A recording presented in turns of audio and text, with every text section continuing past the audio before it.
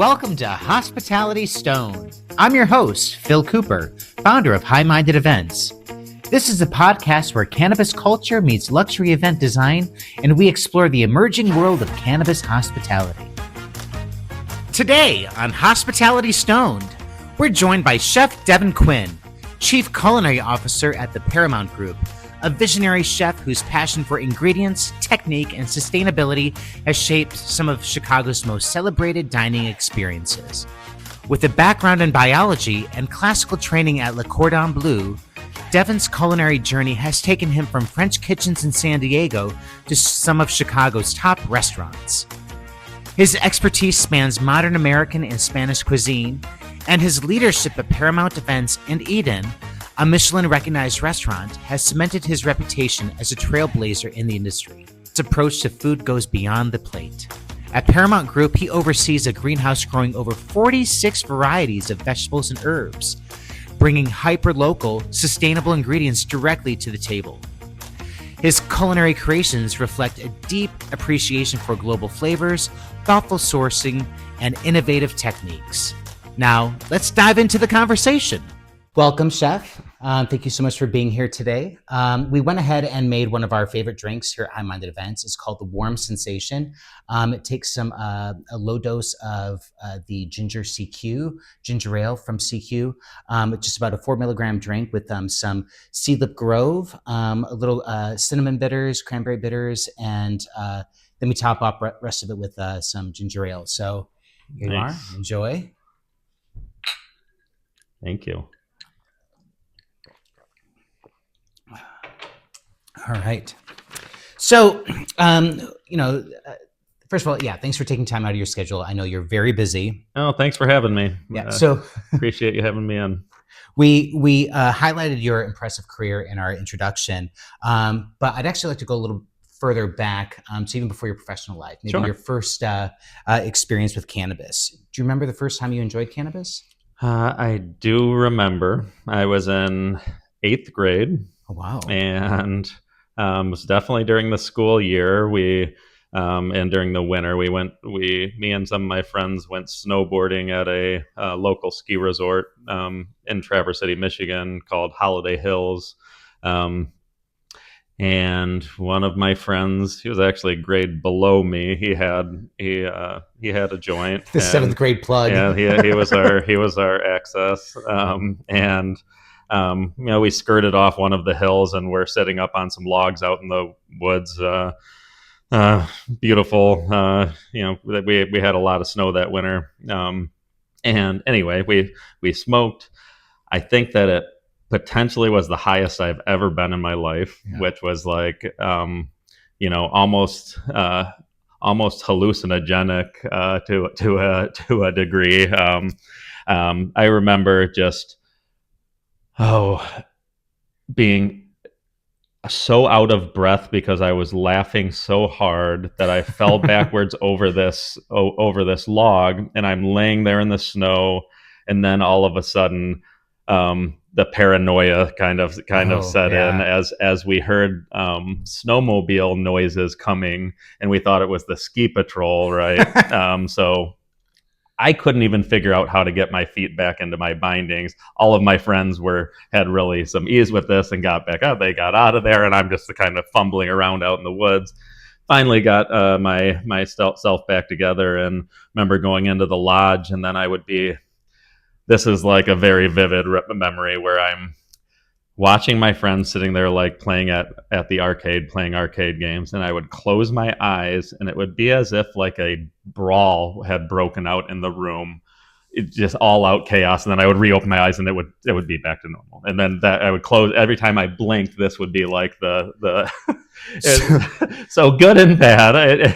So did somebody have a joint? Or, my friend. Yeah, we smoked a joint. And so I mean, would you consider that, was it a kind of a positive experience, or was, obviously, it was cool. It was mind opening as well as mind altering. I think that it was a little bit nerve wracking, the scenario that I was in, but and maybe I took it a little bit overboard on that first initial time, but it didn't deter me from from trying trying again. But that's, I mean, I think that's the lesson people always have to remember is that, like, I mean, you know, I mean, start slow, go slow. But if you do get too high, like all those feelings will pass. You were okay in the end. And, Yeah, fair. you know, I mean, and like I always find, like, for me, like I get more kind of that paranoia when I get those kind of like real heavy, like, or strong sativa, you know, really energizing. Sometimes Sure. they give me a little bit more paranoia. So sometimes if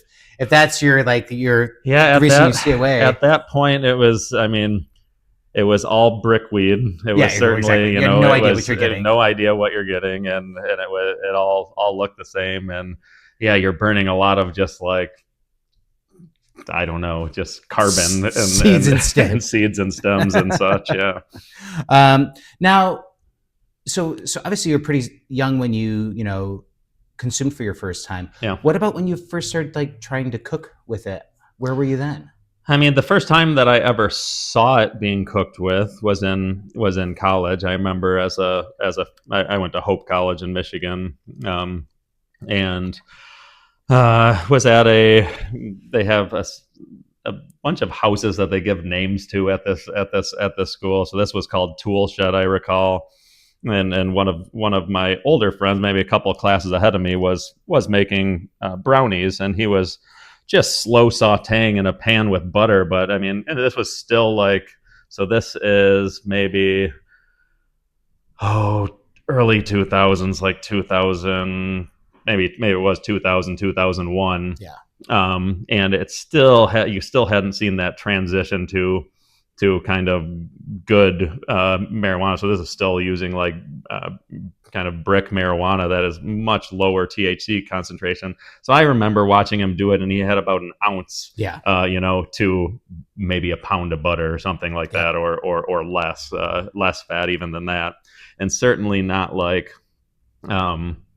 He's not like going at a certain temperature or anything. He's on top of an electric stovetop, trying to go like as low as temperature, but I'm sure he's burning stuff and everything else. Yeah. I remember my first time was like, oh, you just have to put like an ounce of, you know, like ground up flour into like this oil and just like kind of put on low heat until it turns kind of brown, and then it's done. I'm like, And that's oh, it. okay, sure. And then I did, and I remember I made brownies out of it, and I made my husband try them because he's like, oh no, I don't want to smoke. And so I'm like, oh, you'll like this though.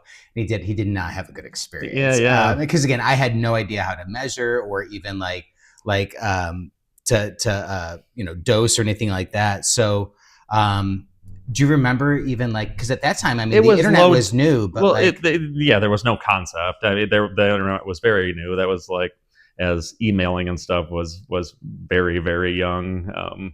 Internet was a zygote at the time. So information didn't exist. I don't know where he got his information. Probably High Times or something like that. I think was like the only publication at the time probably, that you know, and you would get from your local record store kind of thing. No, but I also remember, I mean, they weren't that potent. If you take like an ounce of today's weed and put it into the amount of brownies we were making, like, yeah, you wouldn't have most people wouldn't have a very good experience, because it's going to be an extremely high dose. I think when I got into dosing and stuff like that, I was so surprised at how little you need to use of flour to get to the proper dosage, and even for like a group of 100 people kind of thing. Yeah. Well, no, I mean, especially like, I mean, like with the concentrates and stuff, when you realize that like in that 1 little gram, that's like 85%, you know, THC. That's a lot of milligrams. And so, you know, you just do the math and like, yeah, you can get people elevated for actually a very affordable fair amount of cannabis. So your friend kind of cooks brownies in the dorm room and stuff. And so when you saw that, and as you started to see more people starting to experiment with, you know, cooking with cannabis, and did you ever think there would be a day when there really would be kind of like fine dining experience and you'd actually be cooking them? I didn't, although I did enjoy cooking at the time, and I grew up, you know, cooking with my mom and dad at home. It was never a thought. I mean, I was studying biology at the time, and you know, I thought I was going to become a doctor at that point in my life. So it was never a thought in my head that I'd be doing this years later, until about a year after I was done and out of school, when I made the transition into cooking. So, I mean, now that we are on the topic of cooking, Yeah. we are together, Eden, your restaurant, Yeah. and Yeah. High Minded Amazing. Events. We are co hosting a dinner on April 20th Yeah. called the 420 Yeah. Experience. Um, and so, We've done it before. Yeah. yeah, we've done it 2 years. We did it back in Okay. Right. 2022, 2021, both great events. It's usually about a 10 milligram kind of microdose meal throughout the 4 courses. That's Uh, what we've done in the past yeah, 4 or 5 courses. yeah, Yeah. 4 or 5, and then we also have like high-minded vape bar. Also happening, so if people want to go a little bit further than that 10 milligrams, they can. But certainly, the 10 milligrams is very approachable for anybody who might be new to cannabis or certainly dining with cannabis. So, and I think really it is Easter weekend, but I think it'll be a great end cap, to that weekend. Christ, got to rise, so why don't the rest of us get high, right? Hey, So, let's do it. so you've been working on the menu, right? Yeah. So, what kind of dishes or kind of seasonal flavors can we expect to see? Sure. I think cannabis or not, our food is always really seasonally driven by what's growing at the time, and April 20th.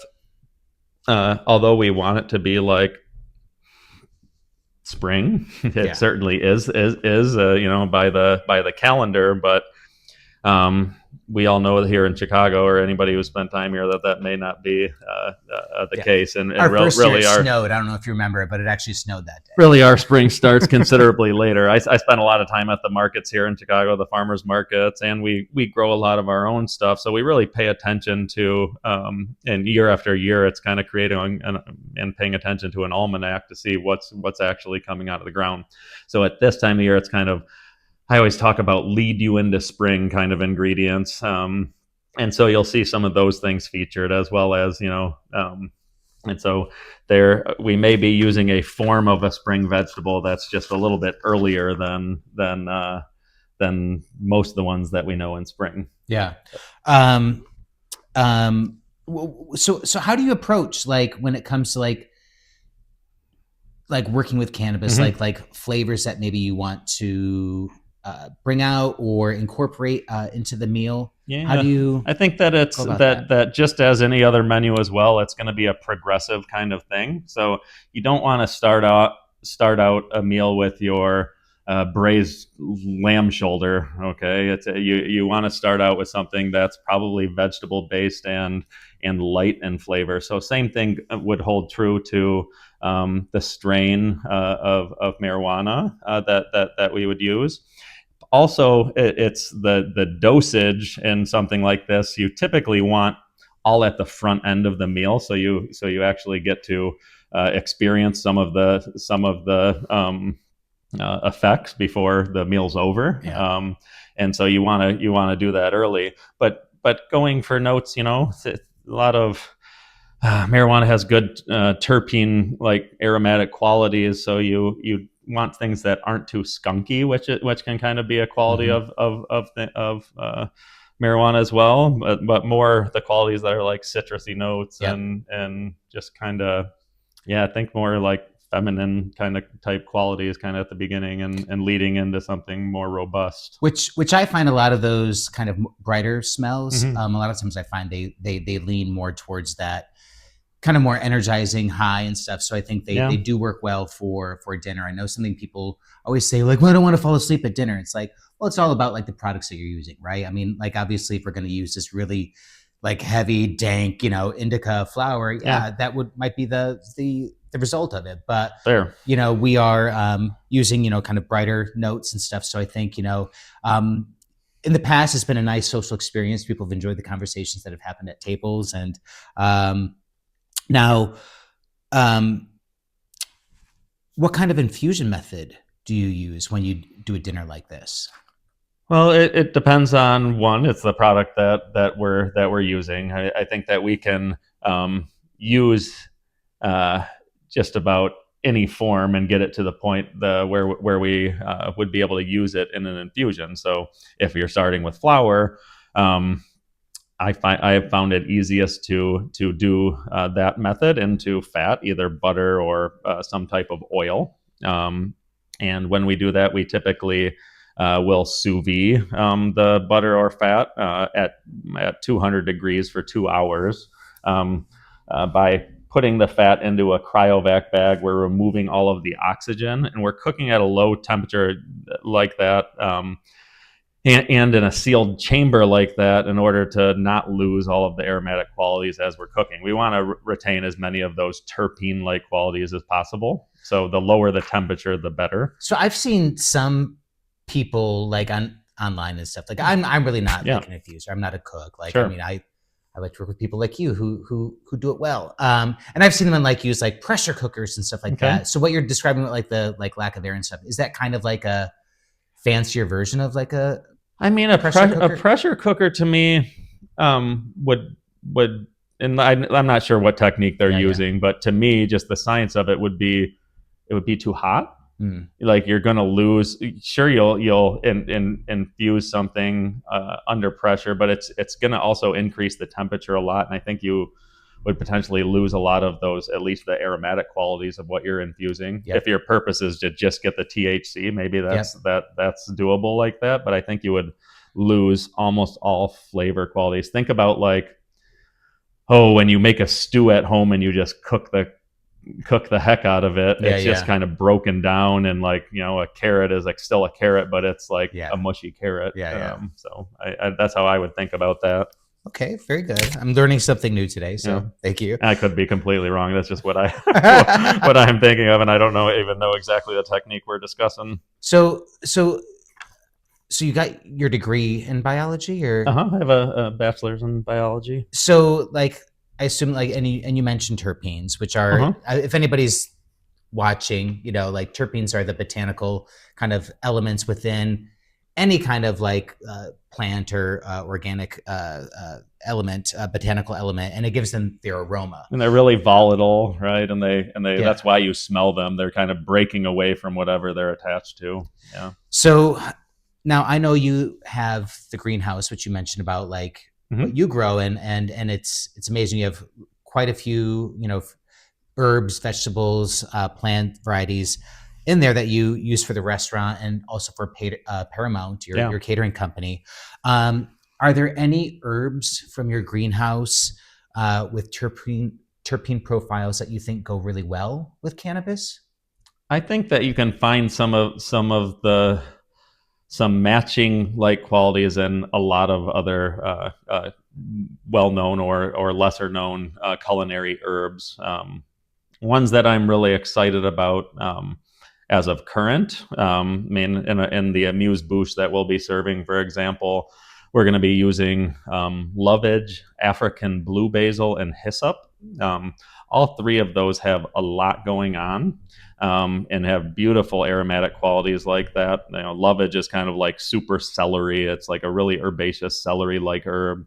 The African basil is both really beautiful in appearance, but also has some kind of cinnamon notes to it, and some of the same anisey qualities that you find in Genovese basil and other things. And then hyssop is probably my favorite. It's probably my favorite herb, and this is anise hyssop, and it just accents all fruits in my opinion. It just takes them to another place, and so then with the infusion and using either a sativa or sativa heavy hybrid, we'll add an addition to that, and we're gonna infuse that into the cream aspect of this. So the amuse-bouche is a piece of compressed apple.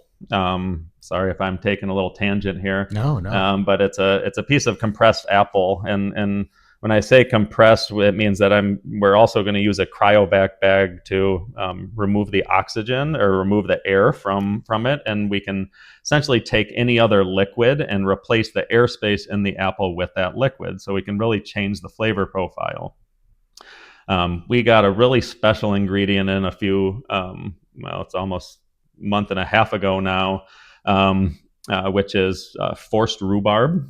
So this is rhubarb that is grown under cover, so it has a roof over it. It's forced out of the ground as it goes looking for light, but never sees it.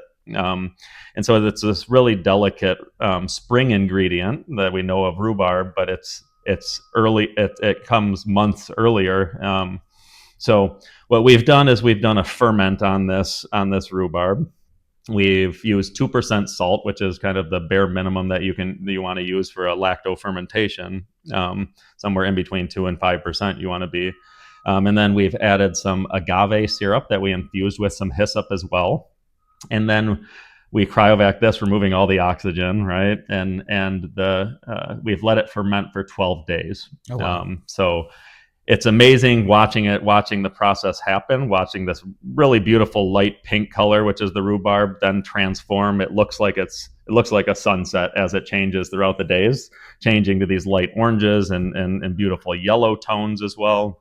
And then it starts getting little bubbles from the carbon dioxide that's coming out of it as it's fermenting. And the finished result, you never know what you're going to get when you're doing one of these lacto ferments. It could be gross at the end. This turned out amazing. So we've already tested it, came out great.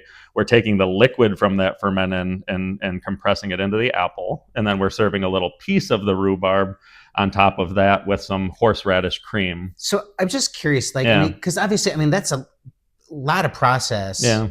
For one dish. And obviously, you do multiple events and dinners all the time. Like how do you keep all of that kind of organized? Or, I'm just well, we sometimes we always have projects going. Like we're always trying to add to our pantry of items to be able to choose from and utilize later on, or so I may not have a plan for an ingredient as it comes in. Yep.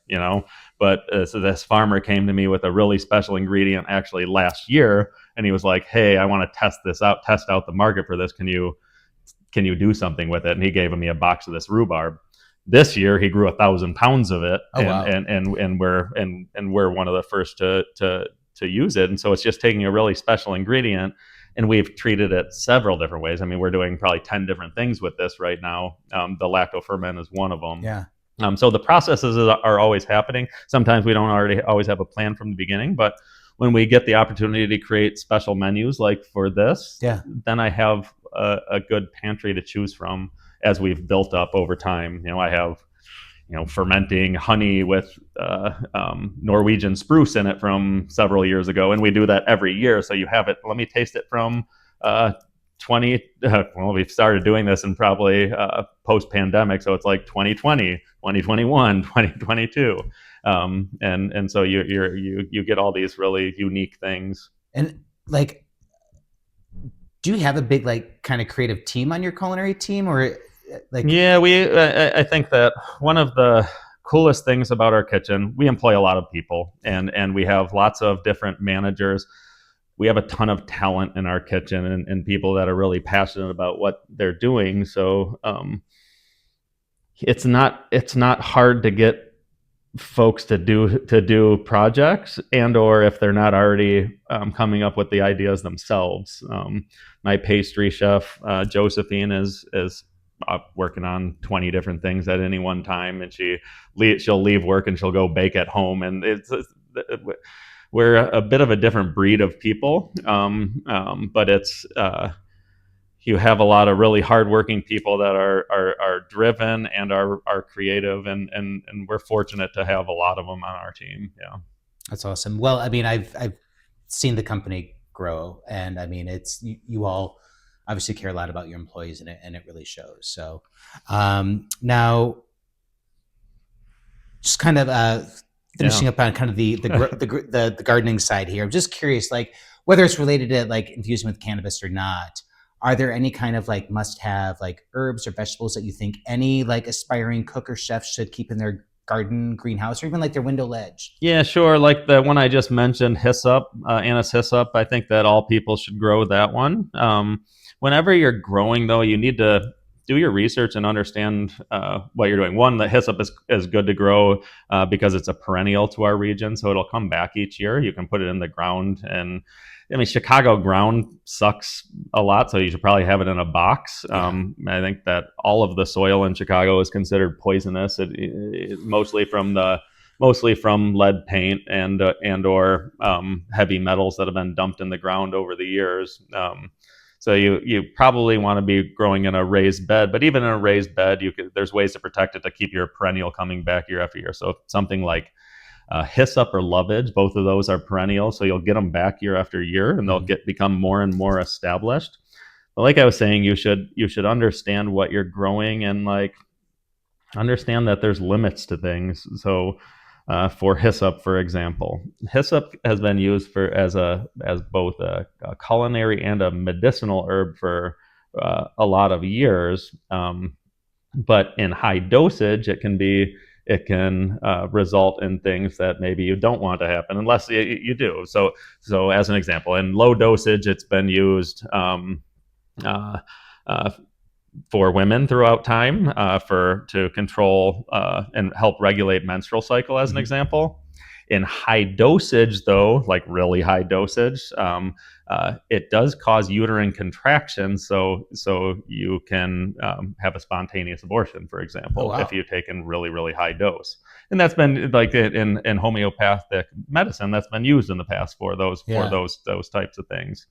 So that's my point. It's also like there's another herb called rue, for example, and you'll see it at garden centers and things like that.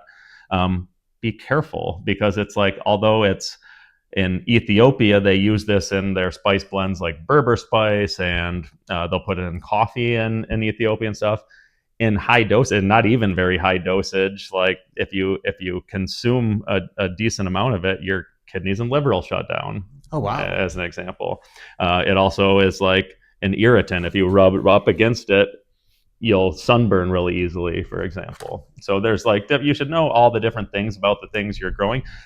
It's the same thing as like taking a medication, if you will. If you take 10 milligrams as your dosage, and then it's perfectly fine in your system. If you take 100 milligrams, it could be doing something very different to you. And we're still just talking about regular herbs. Or regular herbs. Not even cannabis. Yeah, 100%. Yeah. Wow, that's amazing. Now, have you ever thought about growing like cannabis or a hemp plant or anything in your greenhouse? I've done some minor growing, and with a couple of friends of mine in life. I have never considered doing it in our own greenhouse for a lot of reasons. It takes up a pretty good amount of space. Like, these plants get pretty big if you're doing it right. And I don't have a ton of space, so I'm always trying to maximize for culinary purposes in our greenhouses.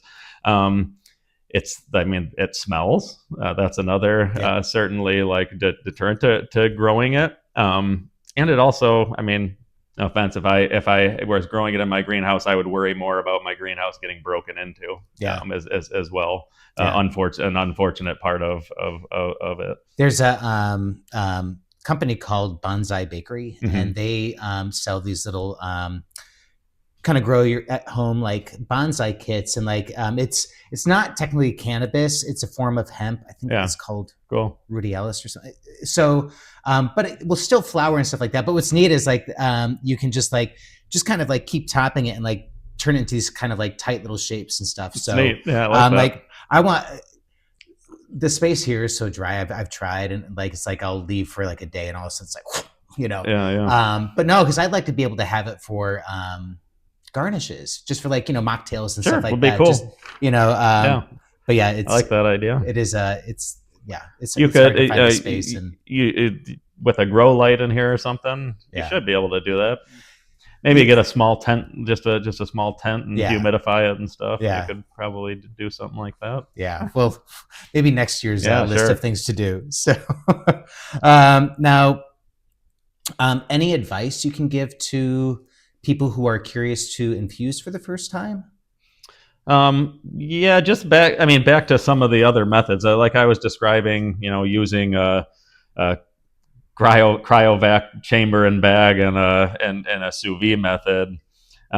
There are other ways to do it. To keep a stable temperature like that, even if you are infusing flour, like you could just do it in like a covered container in a oven that's set at 200 degrees, something like that. That would do a similar type thing. they also have a lot of they have ways of infusing that make it very easy now. Where you Yeah. have things in Distillates and syringes and such yeah, that have a perfect, you can see the measurement and everything on the side. That makes everything's it already a totally no brainer. decarboxylated and activated. So But if you are, I mean, when I got started doing this, I Googled it from the beginning, and there are some excellent calculators that help you do the calculations if you are using, either flour or some other type of thing that's not 100%. It makes it easy to calculate how much you need to add, and then it's just get an accurate scale when you're doing the measurements. So to have a micro scale of some kind that measures in grams. is there any I was gonna say, is there any method used? Because what I've always understood is that like anytime you kind of like decarboxylate Mm-hmm. flour or the concentrate, whatever the product, Yeah. that you're gonna lose some THC, right? Okay. So if you've got 80%, you're not necessarily gonna end up with 800 milligrams. You're gonna lose Sure. some type of THC in the process, right? Is there a certain like percentage people should figure? I've always kind of just like, oh, maybe we're gonna lose 15%, and Yeah, I don't know. I mean, I think that there's ways, like I was describing, that you can certainly minimize that loss, and that's like, uh, if you're cooking or whatever, it's creating a closed system in some way. So something with a lid goes a long way, a bag goes a long way. I'm not sure as far as the percent yeah. a loss based on technique, but I'm sure that information exists. But I think it's important that everybody, if you are going to infuse, you really do need to, figure out the math, because that's what it's all about. Yeah. And that's really what is going to keep, your guests from having a great experience to am I having a heart attack experience? Yeah, right? it can be too much. I mean, and like I was describing earlier, the amount of, if you are using flour, do the calculation properly, and it'll surprise you at how little you need to use when you're doing an infusion. But yeah, if it's too much, actually, Phil, when we did one of these a couple of years ago, I was mesmerized by how the CBD could counteract that experience of having too much. Yep. And we had a person who either smoked or consumed too much, and they were clearly a novice at it. But given a drink of a CBD drink, I mean, they completely sobered up within like seconds. It was an amazing kind of transition. And that's actually something that we'll be doing also. We'll have like CBD water. We use like a water soluble CBD. And so that'll be on the tables too. Because I've always found that like, especially with an infused meal, like just that like little combination of the CBD and the THC, like I just feel a little kind of like buzz or hum that I don't feel when I just like get high with THC. Yeah, fair. So, now, so obviously we have the dinner. Yes. But we're also going to have some alcohol-free beverages that'll be designed by your beverage team. Yeah. Now, I think most anybody who's like followed us on social media or knows me personally knows that I'm a recovering alcoholic. I actually yesterday was 14 years without alcohol. Good. Congratulations. Thanks. That's awesome. Thanks. So now I know that you and your wife Jody also have chosen to be healthier and abstain from alcohol. Yeah, almost 6 years for me. Now, have you found, I mean, because you are in hospitality, you are in restaurants and food and beverage and catering where alcohol is just every day. Have you found it challenging to do that? Or if you haven't found it challenging, has the use of cannabis been able to alleviate those challenges for you? Yeah, I don't know that. I mean, if I'm one of the lucky ones with alcohol dependency that I was able to stop kind of cold turkey with. I don't have to do the AA thing or anything like that. I was able to just cut it out of my life after it being a really significant part of my life for a long time. I've always smoked weed. I mean, since I described the first time, I became relatively regular throughout my college years and then after, and it's been a pretty regular part of my routine. since. So I don't know that it necessarily. I think that it probably does make it a little bit easier, and that it takes the edge off a bit.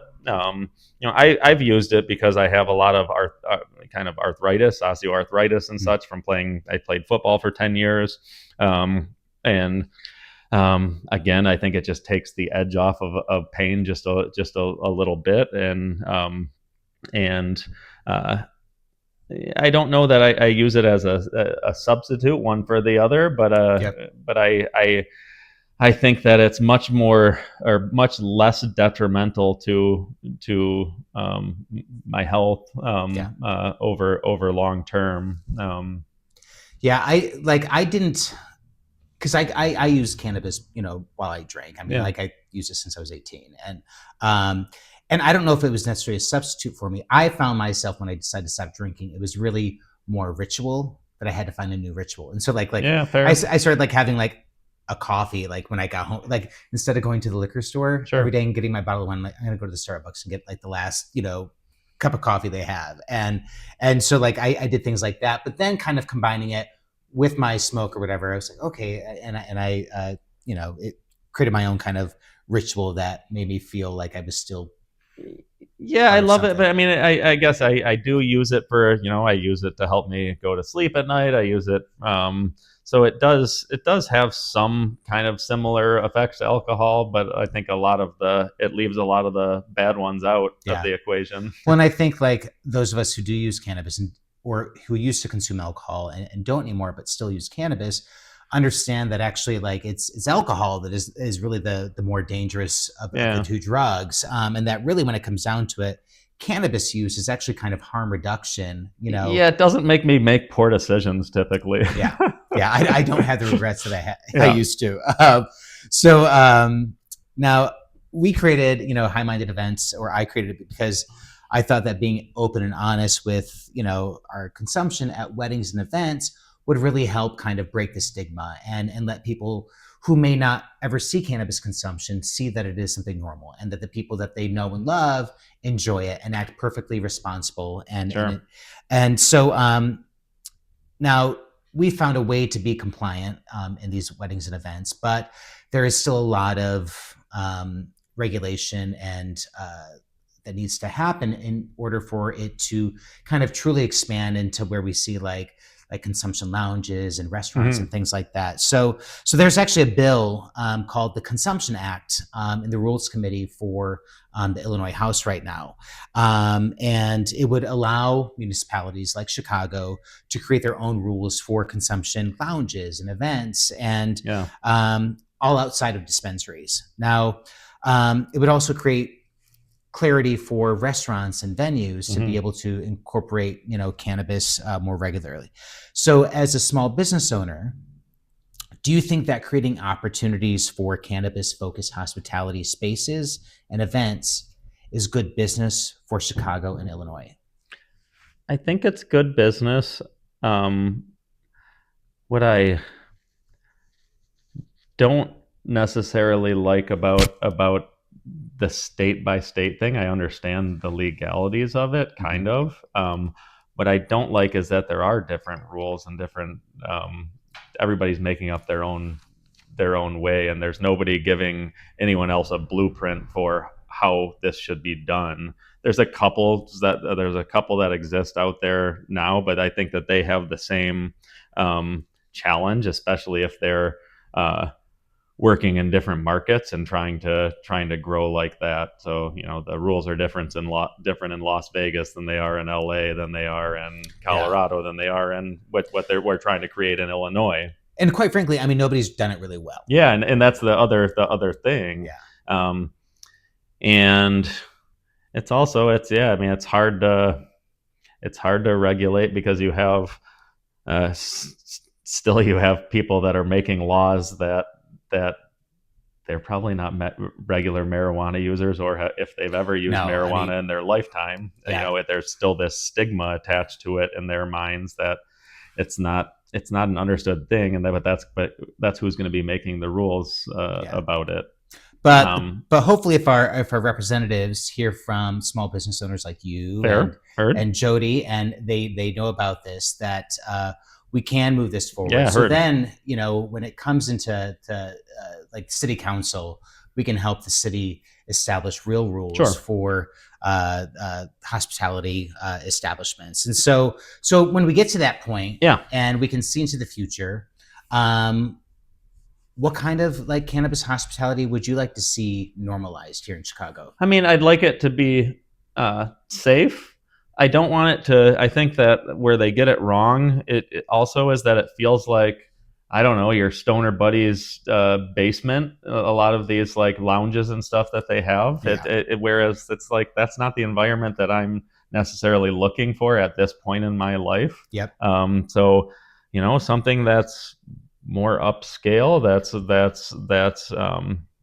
I don't know. Just it doesn't have to seem all be a dimly lit place with low lying couches and I don't know, lava lamps and stuff. Yeah. Uh, It's funny, when I did my first actually it was at the old Eden, we did that Higher Love in 2021 in the parking lot. Yeah, there. right. And I remember it was my first kind of like larger event where I had like other brands and sponsors coming in. And I remember one of the women who set up, and she's like, this, Phil, this is the first time I've ever felt safe as a woman at a cannabis event. Yeah, cool. And to me, that was such a shocking one, yeah, but yeah, like because make you think about it. Because like, I mean, I never really went to cannabis events before. I mean, because honestly, like the ones that I imagine were those kind of like dim rooms full of smoke and like, like just didn't look like an experience that was supposed to be open and honest. It looked like something that was, down and dirty and like secret. And I didn't want to be a part of that. And so I think, I do hope for like establishments that do feel more high end, and not meaning that they have to be expensive, but just where they feel, clean. Yeah, no, they're good. Less grimy. Yeah. Grimy is okay every once in a while, but doesn't have to be the norm. So, what's your favorite way to consume? I've used a vape pen for a long time now, and in particular, I try to stick to rosin. But partially because I'm worried of most of these cartridges and such are made of butane. Yep. You're using butane to freeze the THC crystals off, and then going from there, they're then removing butane through organic chemistry techniques and such, and they remove the vast majority of it. But the cheaper ones that you see, the more is left in it. If you go, it's also like going state to state, they have different regulations, so they leave a lot more parts per billion, or it's allowed more in Michigan, for example. So you have to worry. The difference between rosin and your liquid live resins and all of those different things is that the rosins are extracted using ice water and pressure. So you're not adding hydrocarbons into the equation. So it's, in my mind at least, I'm reducing the risk of smoking butane over a long period of time. Is there a particular brand that you've been enjoying? Whatever's on sale. Yeah. And what dispensary do you like to see? I usually go to Sunnyside by Wrigley. Okay. Either that one, or there's like New Era on North Avenue is another one that I go to. Great. So those are actually all of my questions. And so I just want to thank you again for being here today and sharing your time with us. And before we go, can you just let our listeners and viewers know where they can find you on social media? Sure. Sorry. Instagram, Chef Devon Quinn, I think is my handle. So I might have to look it up. And we are EdenInChicago.com, ParamountEventsChicago.com. And you can find us on Facebook and Instagram as well at both each of those companies. Awesome. And for everyone, we do have our 420 Experience dinner coming up on April 20th. The tickets are on sale now on Open Table. Yeah. And it's going to be a beautiful meal designed and executed by Chef Devon and his very talented culinary team. So get your tickets now, and we hope to see you on April 20th. Yeah, wait, there should be some good teases coming up as we get closer to the date. Awesome. Can't wait to do it. Thanks for tuning in to Hospitality Stoned. It's been a pleasure sharing stories and insights from the world of cannabis hospitality with you. If you enjoyed this episode, please make sure to follow and rate this podcast so you never miss an update. New episodes drop monthly, so stay connected by signing up for our email newsletter and following us on Instagram at High-Minded Events. Together, let's continue redefining events and elevating experiences. Until next time, stay curious, stay inspired, and stay hospitality stoned.